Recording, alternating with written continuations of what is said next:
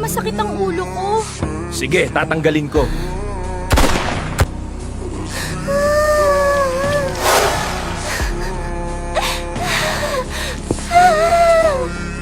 Mami, gumising ka, Mami. Huwag mo ko iwan.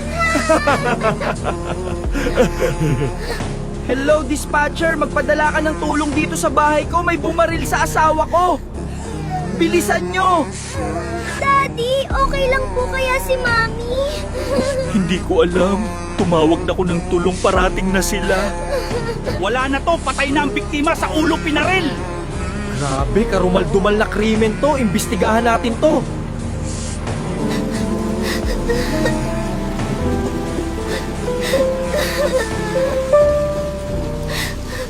Nasaan ka kung naganap ang krimen? Ako ang pumatay sa kanya. Bibigyan kita. Madami pera. Tapusin mo din ang anak ko. Saan mo po ako dadalin, Mamang Pulis? Mamang Pulis, nakita ko po ang lahat ng nangyari. Si Daddy po ang dahilan. Hulihin niyo po siya. Magpahinga ka muna, bata. Alam ko na bigla ka. Mamang Pulis, bakit tayo nandito? Magpahinga ka muna. Alam ko na bigla ka. Huwag mo muna alalahanin ang nangyari. Bata ka pa.